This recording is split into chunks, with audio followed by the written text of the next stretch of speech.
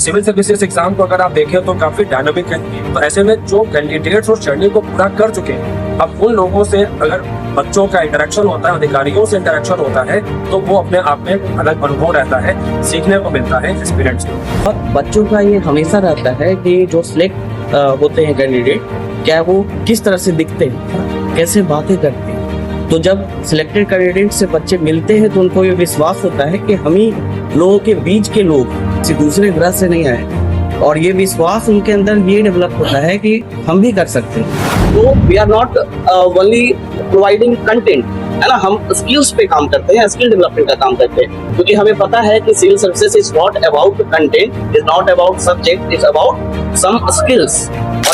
उस पर्पज से कैसे कैसे चीज़ों को मैनेज किया जाए ताकि क्लास में मतलब ऐसे ठीक है टेस्ट में मेन पेपर में अच्छा से कुछ करंट इशू है सर जो कि ले लिया जाएगा, कैसे कैसे क्या करना है, स्टेज की मतलब अच्छा स्टेज भी।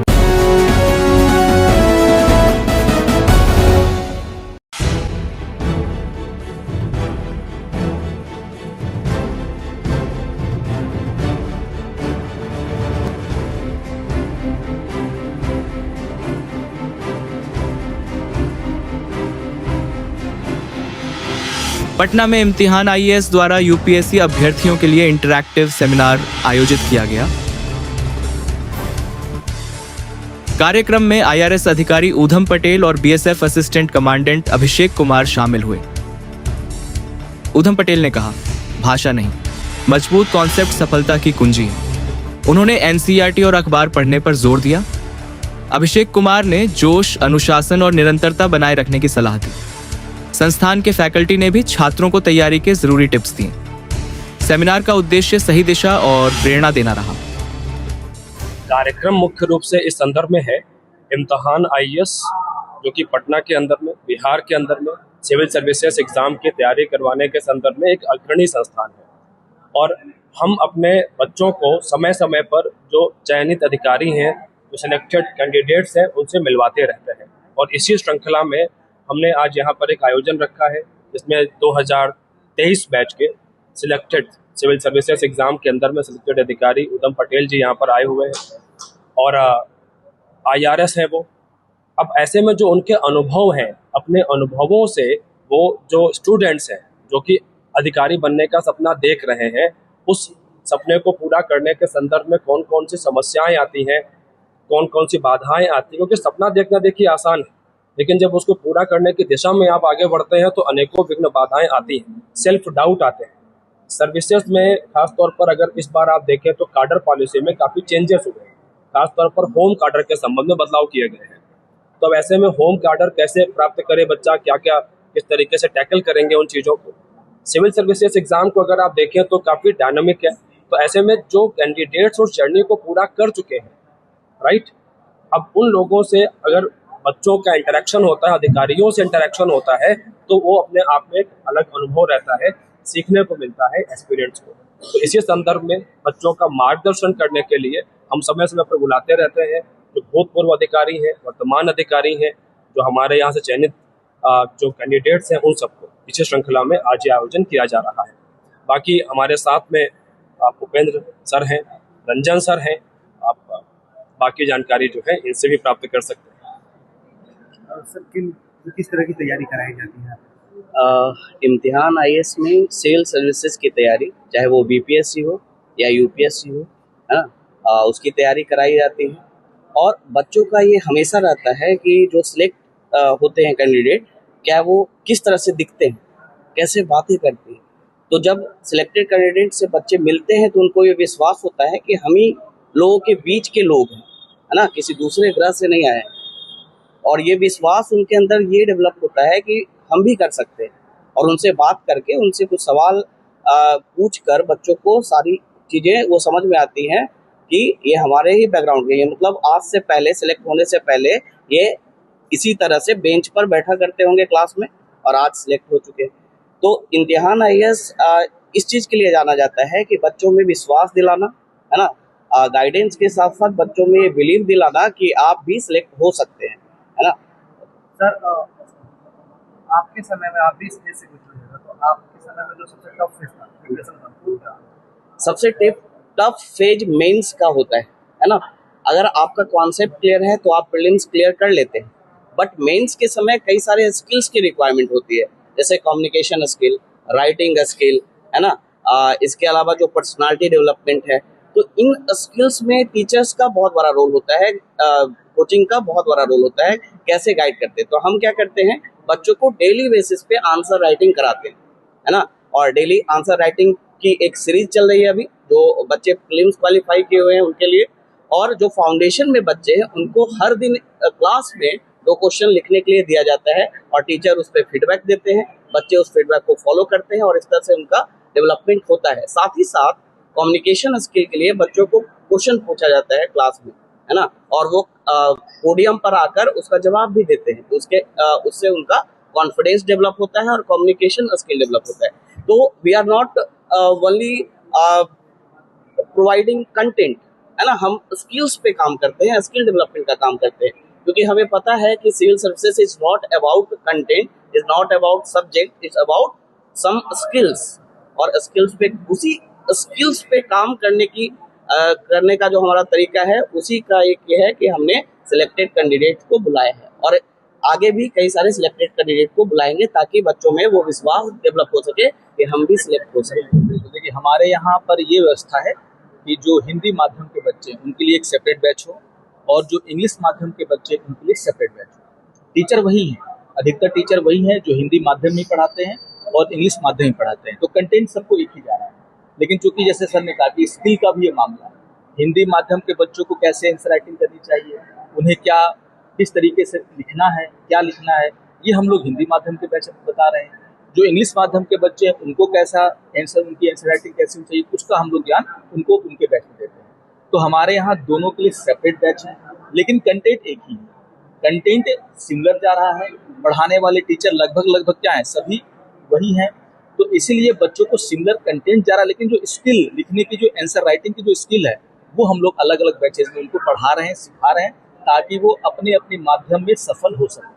और हिंदी माध्यम के साथ खास करके प्रॉब्लम है कि कहा जाता है कि उनके पास अच्छा कंटेंट नहीं हो पाता है इंग्लिश माध्यम के बच्चों के इक्विवेलेंट, या फिर जो टीचर इंग्लिश माध्यम को पढ़ा रहे हैं वो हिंदी माध्यम में नहीं पढ़ाते हैं। तो इस तरह की प्रॉब्लम इम्तिहान आईएएस में आपको फेस करने के लिए नहीं है। एग्जैक्टली। देखिए, संस्थान कई सारे हैं, निश्चित रूप से प्रश्न बिल्कुल सही है, और उन सबके बीच में हम अलग कैसे हैं। देखिए, आप जितनी हमारी फैकल्टीज़ की टीम है, इंक्लूडिंग मी, राइट, अब हम लोगों को भारत के अलग अलग क्षेत्रों में, डिफरेंट जो एरियाज़ हैं, डिफरेंट स्टेट्स हैं, वहाँ पर पढ़ाने का एक्सपीरियंस है। इसके अलावा हमें इस बात का एक्सपीरियंस है कि इंडिया के अंदर में एडटेक इवॉल्व कैसे हुआ, कंटेंट में क्या क्या प्रॉब्लम्स है, सिलेक्शन में जो टेक्नोलॉजी का जो इंटीग्रेशन हुआ, राइट। आज का टाइम ये नहीं है कि आपके पास इंफॉर्मेशन है नहीं, actually we are living in an era of information, we have information in abundance, right. So अब इस इंफॉर्मेशन एक्सेस जो है, ज़्यादा इंफॉर्मेशन है, टैकल कैसे किया जाए इसको, राइट। अब इसी चीज़ को टैकल आउट करने के लिए हमने एक पूरी स्ट्रेटजी कार्व आउट करी। फॉर एग्जांपल, जैसे मोटी मोटी किताबें दे दी जाती हैं, नोट्स दे दिए जाते हैं, फिर हैंडआउट्स, पीडीएफ दे दिए गए, राइट। फिर बच्चा आता है कि हमें स्टैंडर्ड बुक्स भी पढ़नी है, एनसीईआरटी भी पढ़नी है। It is like students have plethora of content, but उसमें से सारी जानकारी काम की नहीं है, बहुत सारी इंफॉर्मेशन रिडंडेंट है। तो देखिए, हमारा यहाँ पर एक ही चीज़ का मानना है कि स्टूडेंट को एग्ज़ाम निकालने के लिए चाहिए क्या, एक अच्छा फैकल्टी, एक अच्छा स्टैंडर्ड कंटेंट चाहिए उसको, और बाकी स्टूडेंट ही रियल वॉरियर है, जंग वही लड़ता है, alright. It is always said, the more you sweat in the practice, the less you bleed in the war. It is like this. तो कंटेंट को हमने इस तरीके से अपने क्राफ्ट किया है कि वो लेज़र फोकस्ड रहे। इसके अलावा कंटेंट जो पढ़ा आपने, उसका प्रैक्टिस भी लगातार होते रहना चाहिए, दैट इज रिकॉलिंग।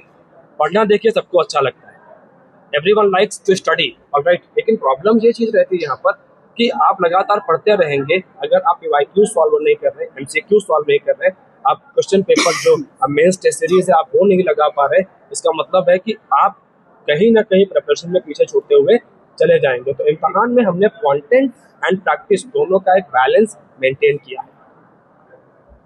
बताइए, आपका इस सेमिनार में आने का क्या उद्देश्य है? मेरा नाम सुधांशु कुमार हुआ, और इस सेमिनार में आने का मुख्य वजह है कि यहाँ पे ना बीएससी सेलेक्टेड कैंडिडेट जो कि अभी आईआरएस पोस्ट पे हैं, यहाँ आ रहे हैं हम लोग से इंटरेक्ट करने के लिए। मैं यूपीएससी की तैयारी कर रहा हूँ, जिसमें उनके द्वारा बताया गया प्रमांस हमारी तैयारी में आगे काम दे सकती है। और वो आगे मतलब उस तरीके से हम लोग फॉलो करेंगे तो आगे अच्छा। अभी तक आपने कभी यूपीएससी एग्जाम फेस किया है या नहीं? नहीं, अभी तक पहला एक भी बार नहीं किया। आपका इस सेमिनार में आने का उद्देश्य क्या है? मेरा मेन पर्पस है कैसे कैसे चीज़ों को मैनेज किया जाए ताकि क्लास में मतलब ऐसे ठीक है टेस्ट में मेन पेपर में अच्छा से होना पाए। कुछ करंट इशू है सर जो भी ले लिया जाएगा, कैसे कैसे क्या करना है, स्ट्रेटजी की मतलब अच्छा स्ट्रेटजी। आप किसके लिए तैयारी करते हैं, यूपीएससी या बीपीएससी? बीपीएससी आपने कभी बीपीएससी का एग्जाम लास्ट दिया? अटेम्प्ट में दिया है। अच्छा, और यूपीएससी का? नहीं मैं बिल्कुल बीपीएससी तो बीपीएससी में आपने दिया, आपका अनुभव कैसा रहा? ठीक रहा, बस सब सब्जेक्ट ठीक रहा, बस कुछ सब्जेक्ट है उसमें थोड़ा सा इशू है, उसी के लिए सर से कुछ के लिए मतलब हेल्प लेने के। अच्छा, ठीक है। और ये कि आप अपनी प्रिपरेशन को कैसे मैनेज करते हैं? मैनेज करते हैं, बस जितना सही समय से कर सोचते हैं उतना हो नहीं पाता है। ठीक है, जैसे आपसे बच्चे लोग इंस्पायर होना चाहते हैं, अभी जब तक रिजल्ट नहीं हो खुद का। आपसे इंस्पायर होना चाहते हैं, मतलब कि आप अपना टाइमिंग एक रखे होंगे कि बीपीएससी के लिए ये सब्जेक्ट कितना पढ़ना है। जो देख रहे हो वीडियो उनको पता चले कैसे। हाँ, क्योंकि सबसे पहले तो स्टडी के लिए हर एक सब्जेक्ट को ही बनाना है। जितना मेन कोर टॉपिक है सब्जेक्ट का, हिस्ट्री पॉलिटी, ये सब पे 4 टॉपिक है सब्जेक्ट है, इसमें तो ज़्यादा देना है और करंट को साथ में लेना चलता है। मेरा करंट की वजह से ही कुछ इशू रह गया इस बार, और इस बार मैं करंट पे थोड़ा ज़्यादा फोकस कर रहा हूँ। मेन सब्जेक्ट में तो देना ही है, लेकिन करंट में भी अपडेट रहना है। और इसके पहले आप कभी मॉक वगैरह लगाएं या नहीं? हाँ, मॉक मैंने पहले लगाया था आने का। चलिए, ठीक। मैं अभी बीपीएस में सिविल सर्विसेज का तैयारी करता हूँ।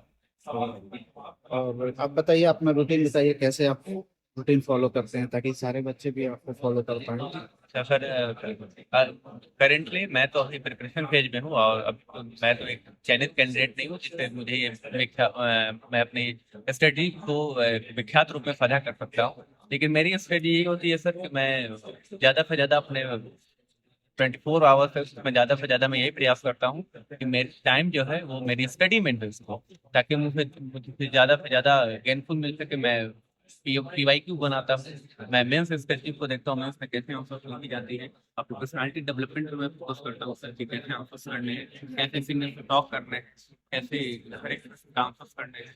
PYQ सर मैं ज़्यादा से ज़्यादा बनाता हूँ और एक स्प्रेड जिसमें हर एक एग्जाम के हर एक चरण है, एग्जाम की हर एक स्टेज है, मैं उसको ट्राई करूँ। अच्छा, आपका स्ट्रॉन्ग सब्जेक्ट कौन है जिसमें आपको लगता है कि मुझे ये मतलब अच्छे से आती है, इसमें नंबर गेनिंग करना आसान है? सर मुझे हिस्ट्री सबसे अच्छी लगती है और मैं ये डिसीजन में आया हूँ, मैं ये उनका डिसीजन लिया हूँ कि मुझे बीपीएससी ऑप्शनल में हिस्ट्री ही रखना है और मैं हिस्ट्री में ज़्यादा इंटरेस्टेड हूँ, मुझे उससे ज़्यादा मुझे हिस्ट्री पढ़ के समझ। सिविल सर्विस में आपका सिलेक्शन होता है तो आपका ड्रीम पोस्ट क्या रहेगा? किस पद पे आप मतलब चयनित होना ज्यादा? एक अपना ड्रीम होगा ना कि मुझे पोस्ट चाहिए। डिप्टी कलेक्टर, मैं डिप्टी कलेक्टर सीट को एंजॉय करना चाहता हूँ। मैं डिप्टी कलेक्टर। ठीक, थैंक यू।